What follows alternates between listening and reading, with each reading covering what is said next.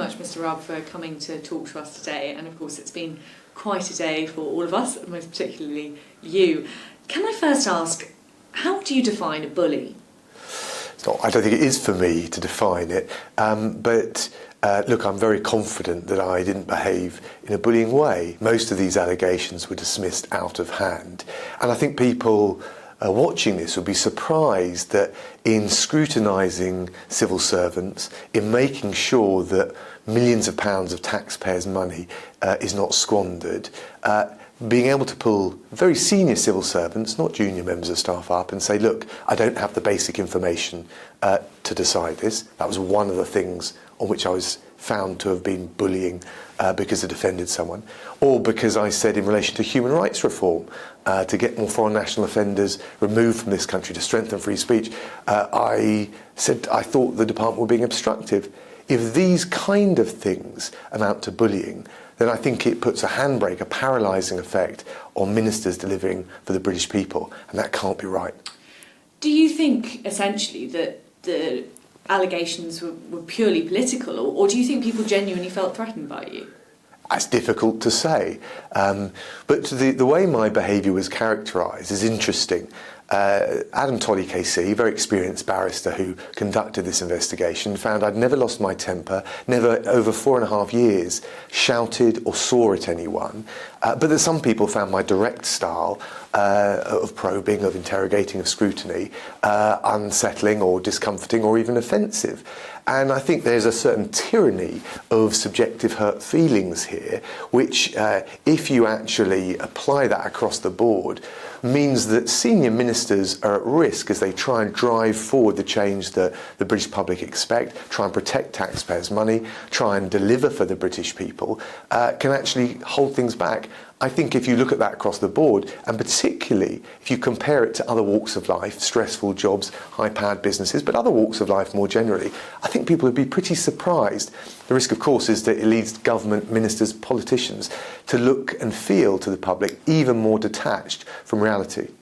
You talk about a tyranny of hurt feelings, but do you think it might go even further than that? Do you think that perhaps civil servants coordinated a campaign to remove you, a political campaign?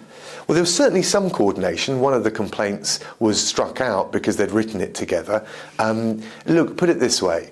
These claims, some of them were 4.5 years old.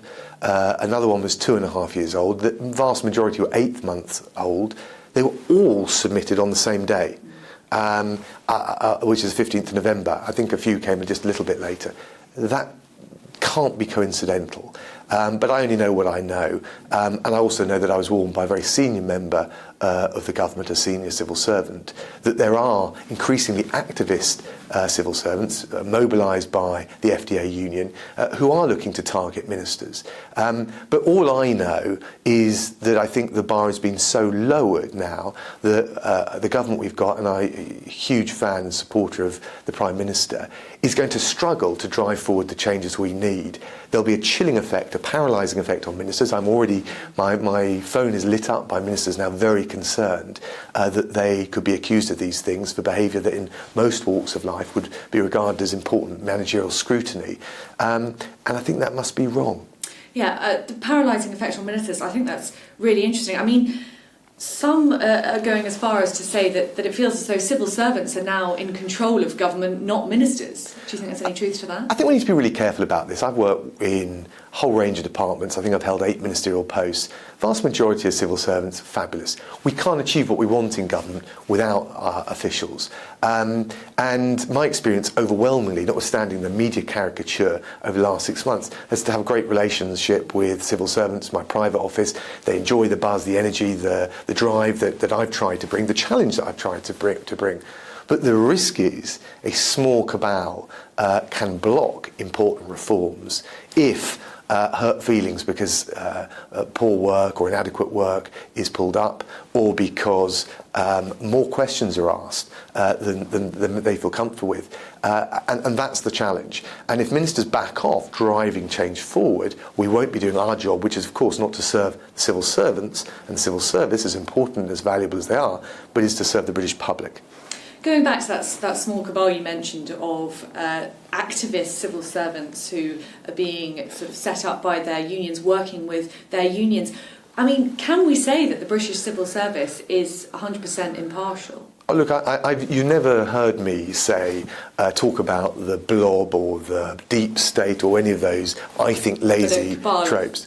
But, well, a cabal is just a small group. Yeah, but actually that's what I've been told by other civil servants.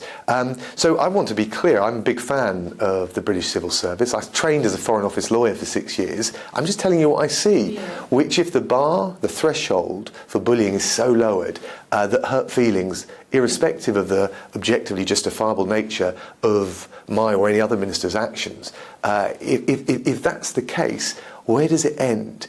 And I think there'll be a lot of people now who'll be very nervous looking over their shoulder in meetings about what they say. And particularly, at its best, the civil service operates very effectively. But where it underperforms, you often get this sort of cultural passive-aggressive, just computer says no. If you try and push on that now, the risk is you'll get a bullying claim. And I think that will have a chilling effect. And the risk is that whether it's small boats, getting the backlogs down in the courts or in the NHS, driving human rights reform, it doesn't really matter whether you're on the left or the right. The risk is that actually we can't deliver what the British people elect us to deliver. And an element of that is that there are these activist civil servants who aren't completely impartial.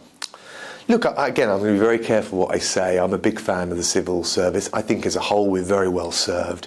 I had, very grateful to all the people that work with me at the Foreign Office, with the MOJ, the Ministry of Justice, and elsewhere. But there's clearly some who have been mobilised by the FDA. You can see that from the FDA commentary right the way throughout. The FDA is bringing legal challenges. They did after Priti Patel's departure from the reporting to Priti Patel. They bring a judicial review. They try and expand the definition of bullying, and then you see claims being brought. I'm almost certain that will happen now again.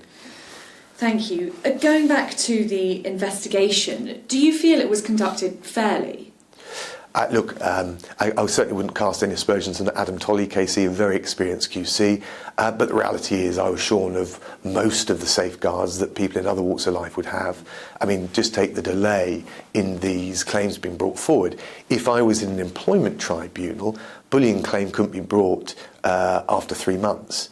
None of these claims were brought within 3 months. There's a whole range of other things that happened. 4 times I went through the propriety and ethic team vetting process, and 4 times I was given a very clean bill of health. How can that happen if there were serious question marks around my behaviour? So I think you see in what the Prime Minister wrote back to me today that there are shortcomings in the system. I think the shame of it for me is it's come too late to change those for my benefit, but what I worry about more is getting the right balance. We must have zero tolerance of bullying. We want people to be empowered and happy and inspired and motivated in any job, in any walk of life, but particularly in government, I would say, having done that. But you can't allow the threshold to be so lowered that hurt feelings or a bit of distress that is only felt by 1 or 2 people can paralyse you from driving forward changes. You mentioned that the threshold for bullying has been set too low. Was that the Prime Minister's fault, or was it Adam Tolleys' fault? Who set that threshold too low? Well, I think Adam Tolleys was there to just find the facts, and ultimately the Prime Minister is the arbiter of the ministerial code. But Mr. Tolleys very clearly in his report went beyond that and made findings in relation to that. And I think it's questionable whether the terms of reference were stuck to. But the bottom line is, I believe in keeping my word, and I said if there was any adverse finding in relation to me, I would resign as a matter of honour and integrity, and I believe in keeping my word. But certainly the incremental shifting of the goalposts of what really counts as bullying, I think, is now a real problem. And the lack of safeguards that most ordinary people in other walks of life, a high-powered business, other parts of the operational public sector, those just don't apply. And that leaves ministers at risk. No one, least of all your viewers, are going to feel huge sympathy for any one or other individual politician. What they will be concerned about, I suspect, is our ability as a government to deliver on their behalf. That's the job. Would you say that Adam Tolleys went beyond his remit, or is it the Prime Minister who's overreached? look, I'm not going to, again, if you've called for an independent process, which I did, and I've been very clear if there was an adverse finding against me, I resign, I'm not going to then complain about the referee. What I'm just doing is structurally, and I think it's acknowledged by the Prime Minister today, pointing out that the system is flawed. And it doesn't matter so much for me. I'm not worried about that. I am worried about the effectiveness of government striking the right balance between zero tolerance of real bullying, if I can put it like that, and allowing, frankly, spurious or elastic interpretations of that to stop government serving the British people. Elastic interpretations. You say that you're still supportive of the Prime Minister, that you're going to support him from the backbenches, but isn't it a little bit weak of him to have accepted this elastic interpretation of what bullying means and accept your resignation? Well, look, I think the process and the system of dealing with these complaints was there when he arrived. There was obviously no independent ethics advisor, and I think people would have been very surprised if the first reform he did as he came into government was something along those lines. It would have, I don't think that would have sent the right message, and he had to deal with the rules and the process that were in place, and I understand that, and I'd always recognised that.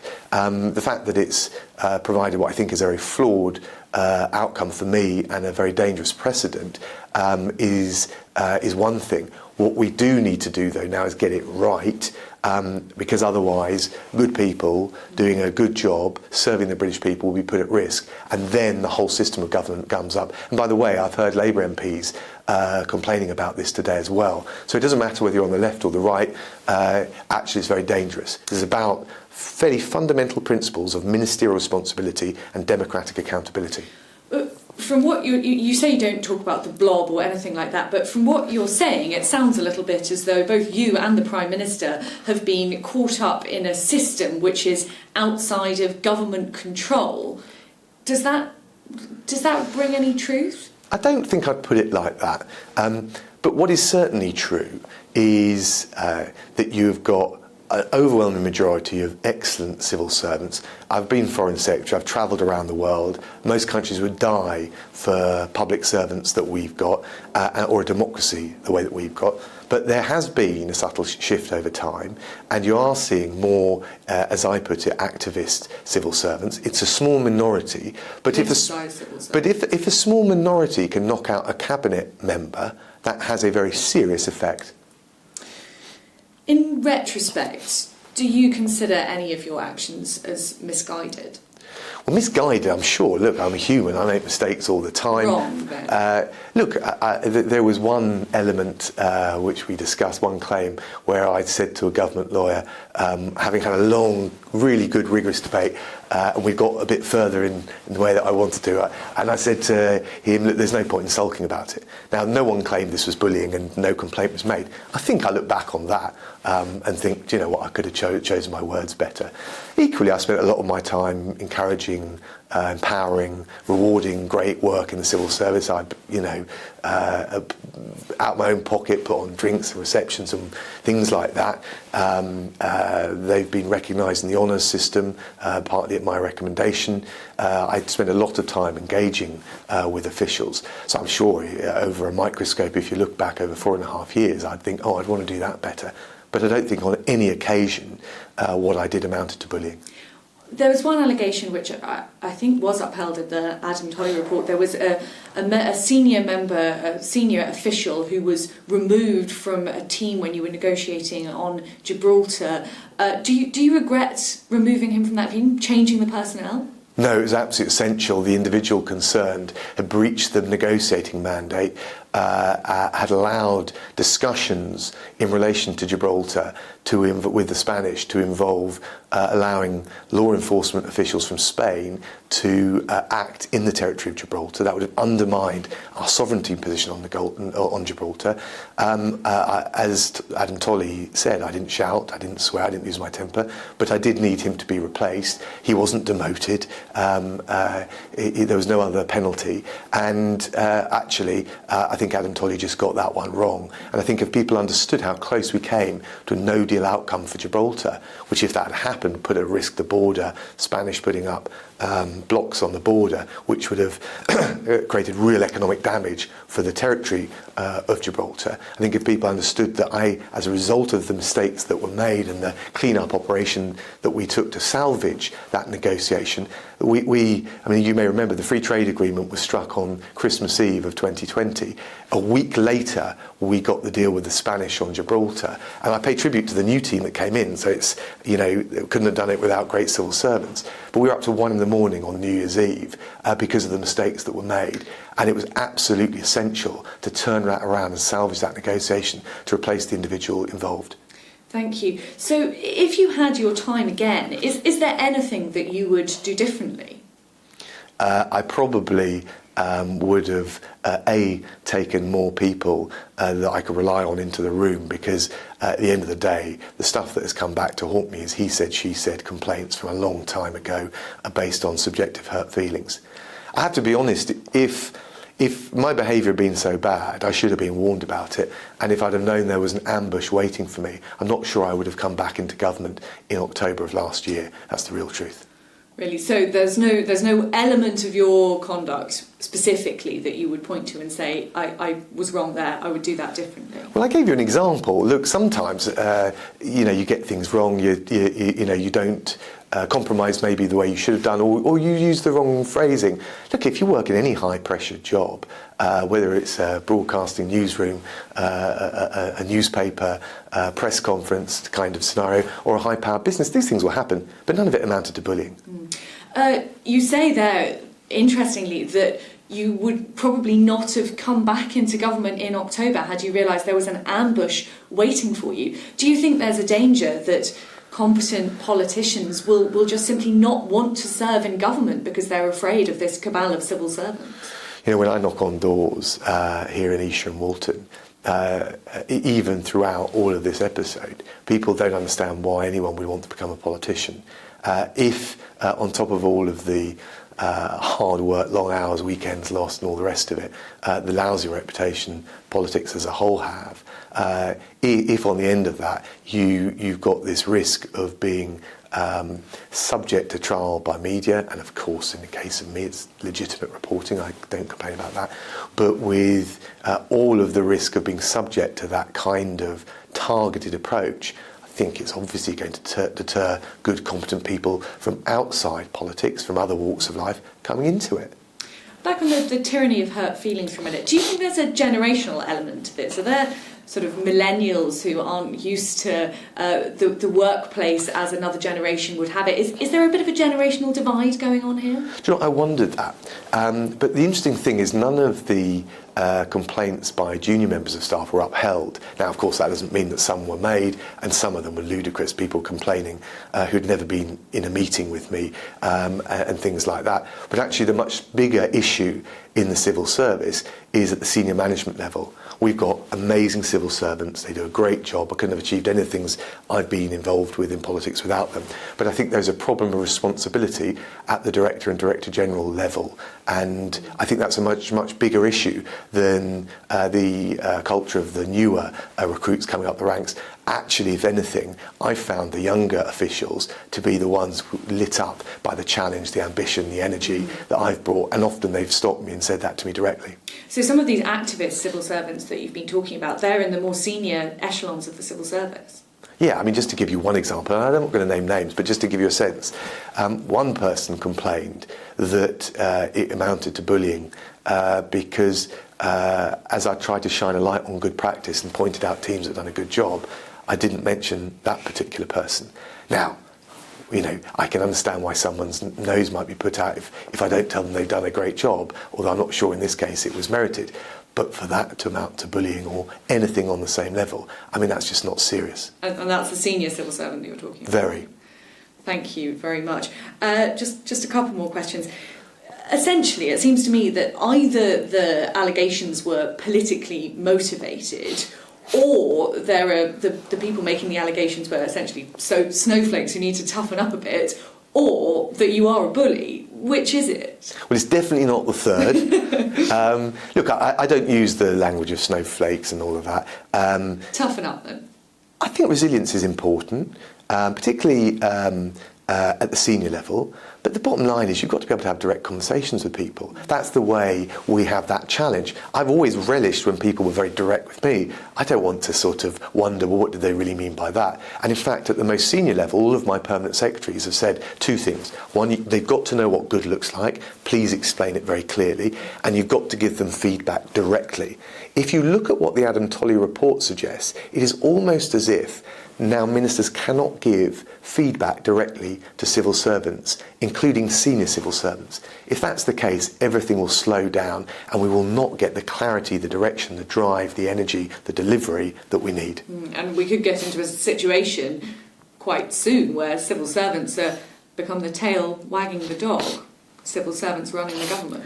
Well, look, there's a cultural, as in any organisation, whether it's public or private sector, there'll be a culture, and there's a cultural aversion to some of the things.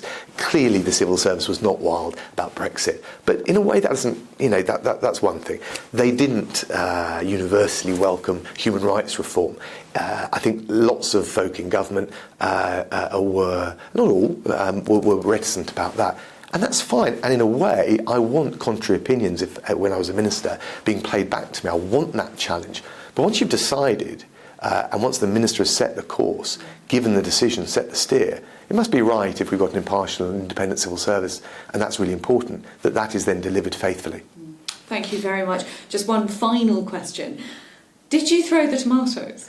Not only did I not throw any tomatoes, that allegation was regarded as so specious it wasn't even put to me.